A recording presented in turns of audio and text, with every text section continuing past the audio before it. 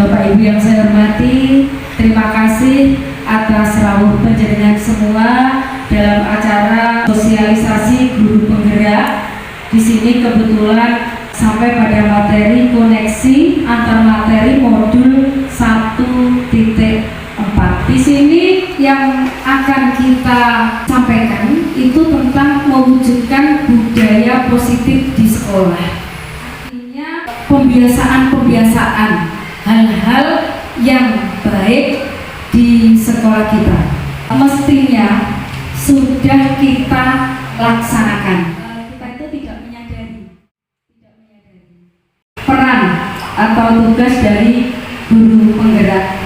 Jadi yang pertama adalah menjadi pemimpin pembelajaran. Di sini semua sama. Berarti sebagai seorang guru tentunya menjadi pemimpin pembelajaran, melaksanakan proses pembelajaran dalam rangka mencapai tujuan pembelajaran. Berikutnya adalah menggerakkan komunitas praktisi. Jadi aktif dalam kegiatan-kegiatan organisasi seperti yang sudah kita ikuti dan berjalan, diantaranya adalah KKG. Kemudian yang ketiga itu adalah menjadi coach bagi guru lain. Di sini sebagai tempat sharing, tempat berbagi. Artinya ketika seorang guru itu mempunyai pengetahuan lebih, dalam artian seorang guru punya kesempatan belajar terlebih dahulu. Nah, jadi diharapkan bisa berkolaborasi, bisa sharing dengan teman. Berikutnya mendorong kolaborasi antar guru. Nah, di situ. Jadi bisa dipastikan bahwa kita semua mempunyai kelebihan dan kekurangan. Artinya tidak ada yang sempurna. Kemudian mewujudkan kepemimpinan murid. Bapak Ibu guru mempunyai tugas yang salah satunya mewujudkan agar siswa itu mempunyai jiwa kepemimpinan. Nilai-nilai guru penggerak inovatif. Jadi pengertian inovatif itu tidak hanya berkaitan dengan iptek. Jadi inovatif di sini seorang guru diharapkan terampil dalam arti memanfaatkan segala sesuatu yang ada di sekitar kita sehingga bisa menjadi sarana pembelajaran untuk anak-anak. Bisa jadi Bapak Ibu guru itu memanfaatkan bahan-bahan bekas dari kardus dan sebagainya, mungkin untuk membuat semacam alat peraga. Misalkan untuk pembelajaran matematika bisa dibuat balok, limas dan sebagainya. Ketika Bapak Ibu sudah memanfaatkan sumber daya alam yang ada di sekitar kita, misalkan ketika keluar itu ada tumbuhan, ada bunga dan lain sebagainya, langsung bisa dipergunakan sebagai alat peraga. Kemudian reflektif. Jadi ketika Bapak Ibu itu mengajar, itu kan pasti membuat rencana pembelajaran RPP. Nah, biasanya RPP yang baik itu gak sih. Jadi ketika sudah dilaksanakan mulai dari awal sampai akhir, nah harapannya ini ada refleksi. Jadi ketika di akhir pembelajarannya berhasil belum ya? Kurang apa ya? Oh, berarti kita akan kembali bisa mengorek-orek dari RPP tadi, langkah yang ini perlu ditambahin ternyata. Jadi itu yang dimaksud reflektif. Mandiri jelas, berarti arahannya ke bertanggung jawab. Kemudian kolaboratif, ya tentunya kita semua juga sudah melaksanakan. Jadi di situ saling melengkapi, bekerja sama antara yang satu dengan yang lain. Yang berpihak pada murid, dikandung pengertian. Kita itu ketika pembelajaran itu lebih mengedepankan bakat minat siswa. Misalkan kita menyampaikan materi tentang bahasa Indonesia, jadi ada dongeng gitu, terus Tujuannya di situ anak-anak bisa mengetahui amanat yang terkandung dalam cerita, dalam dongeng atau dalam bacaan. Nah, yang berpihak pada murid, di sini, ketika muridnya itu sedikit, mungkin mengamatinya lebih mudah. Tapi ketika siswanya itu banyak, maka kita harus mengkategorikan menjadi beberapa kelompok. Misalkan kita menentukan kelompok pertama itu anak-anak yang kemampuan berbicaranya kurang, tapi pintar gambar. Satu, kita kategorikan itu.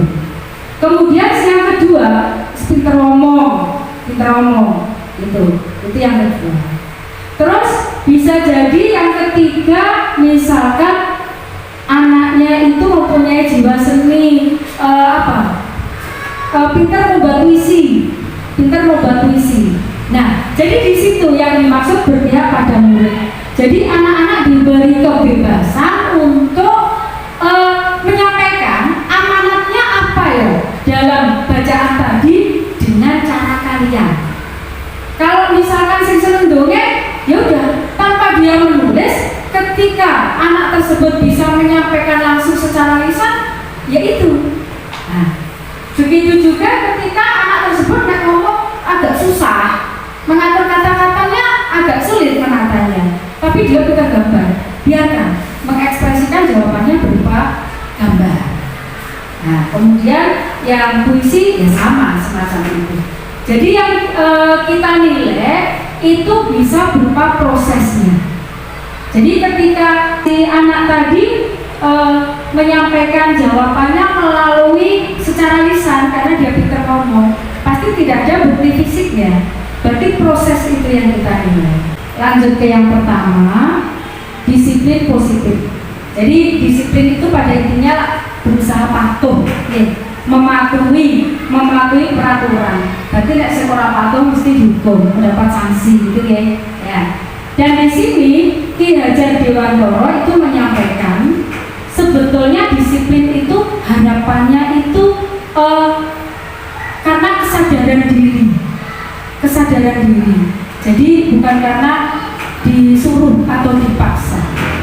Nah, ketika anak itu belum tumbuh rasa kesadaran dirinya untuk disiplin, jadi sudah kewajiban. Di sini sebagai guru kita selaku penguasa atau yang berwenang di sini untuk tetap mengarahkan anak-anak biar kesadarannya itu tumbuh. Kemudian untuk motivasi perilaku hukum manusia. Jadi seseorang itu berperilaku itu ada tiga dasar. Itu menurut Dian Gosen, yaitu pakar pendidikan. Jadi untuk menghindari ketidaknyamanan atau hukuman, terus selamat gitu aja. Makanya patuh. Kemudian untuk mendapatkan imbalan atau penghargaan.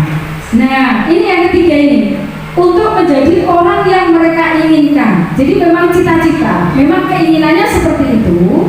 Kemudian dan menghargai diri sendiri dengan nilai-nilai yang mereka percaya. Nah, ini yang perfect yang ketiga ini. Berikutnya adalah keyakinan sekolah atau kelas. Nah, Bapak Ibu, biasanya anak-anak itu ketika masuk sekolah pasti di lembaganya sudah ada peraturan-peraturan sekolah. Pasti harus tertib sama peraturan itu.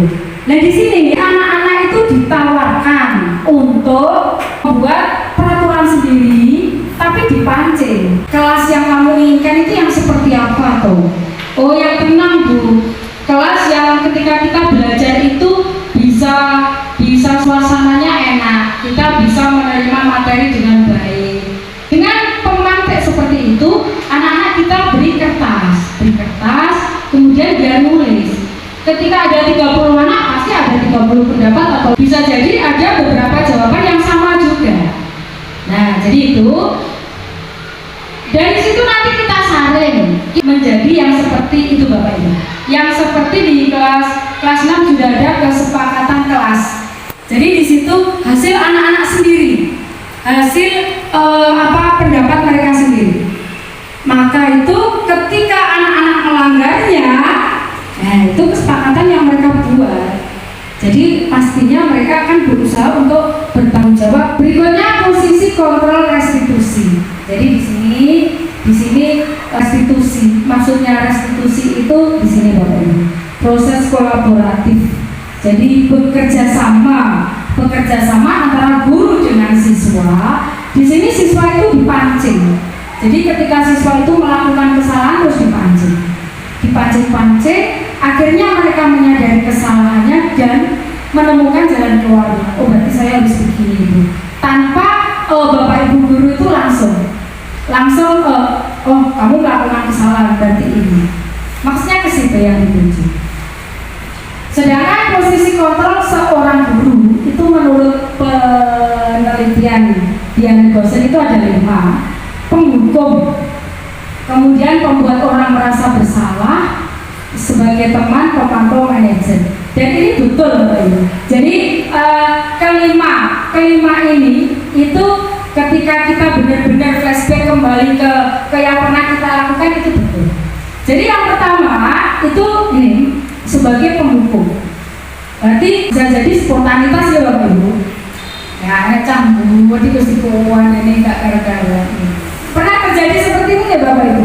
Penghukum. Jadi kita langsung hukum itu bisa fisik maupun verbal. Jeweran itu berarti fisik. Nggak verbal itu lagi ngomel-ngomel bocah itu berarti secara verbal. Ya itu. Jadi itu sebagai penghukum. Artinya kita tanpa berusaha menggali dulu. Maunya apa kok ngomong? Kita langsung hukum aja. Itu satu. Walaupun sifatnya mendidik. Kemudian yang kedua membuat orang merasa bersalah. Nah, biasanya dengan kata-kata yang lebih halus. Orang jewer, orang nyakot tapi dengan kata yang lebih halus. Seperti itu ibaratnya. Ya. Dari situ anak mesti diam. Suasananya tenang hening gitu. Nah, tapi anak-anak mesti kalau memang hatinya main ya dia mau salah. Tapi bagi yang gablok, ya udah lewat aja gitu ya. Jadi untuk membuat orang merasa bersalah efeknya berbeda. Kemudian sebagai teman ini ya ada Bapak Ibu. Jadi kita lebih halus lagi, tapi seperti tidak ada tindakan. Ayo, bantulah demi Bapak ya. Kalau kalian tetap seperti ini, pasti nanti Bapak atau Ibu dimarahin sama kepala sekolah ini. Jadi lebih ke situ. Jadi untuk jalan keluarnya itu kayak ngambang. Dan di sini bisa berdampak positif dan negatif.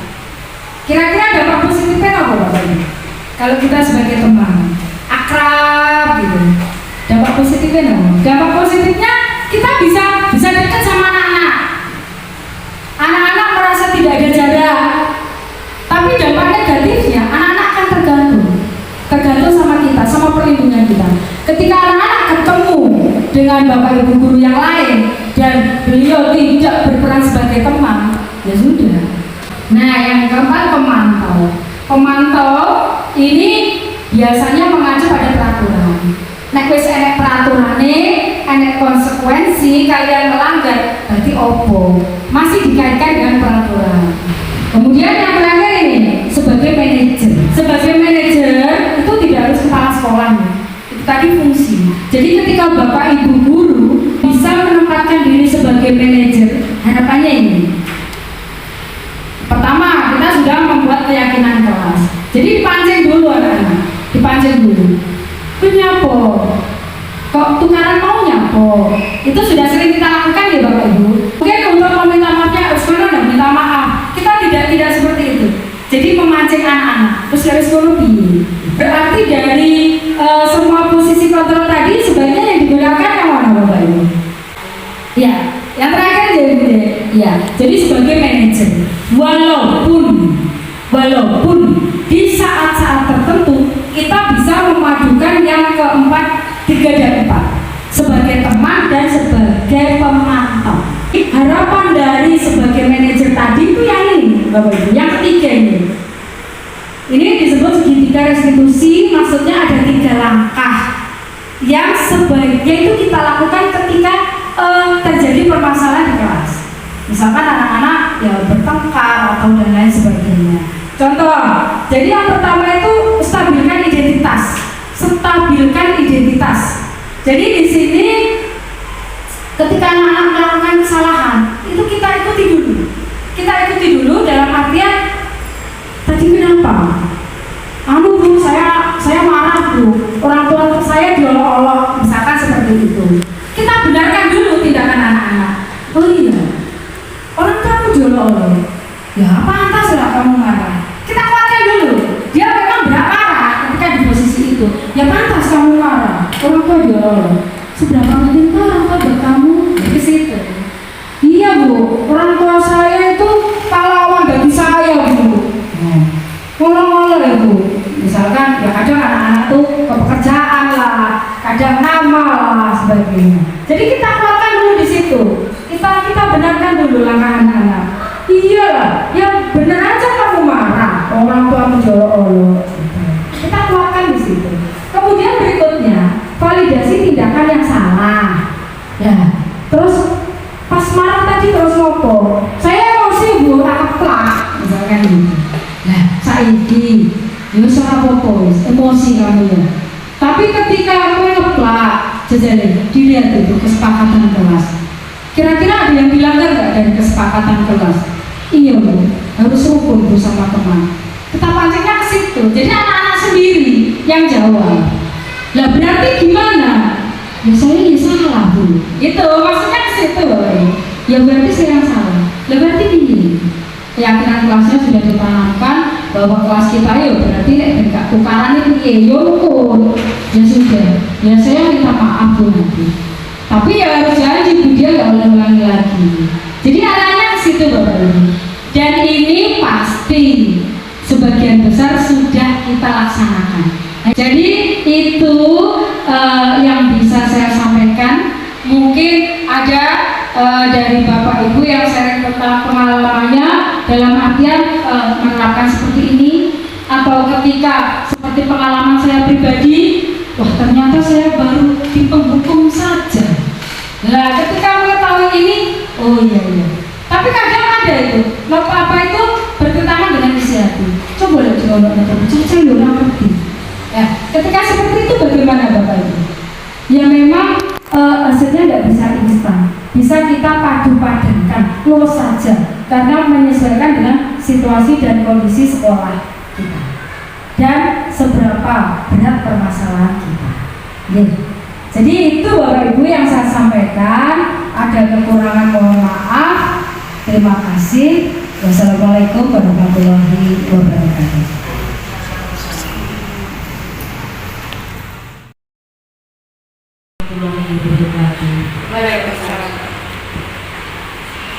Untuk pelaksanaan segitiga restitusi yang kita terapkan pada anak-anak, mungkin kita sebagai guru sudah bertahun-tahun tidak menyadari bahwa segitiga restitusi itu sudah kita laksanakan. Namun walaupun itu tidak kita sadari dan sudah kita terapkan, kadang-kala kita sebagai seorang guru, karena kita juga manusia biasa, tanpa disadari pula membentuk segitiga restitusi ini tidak mudah.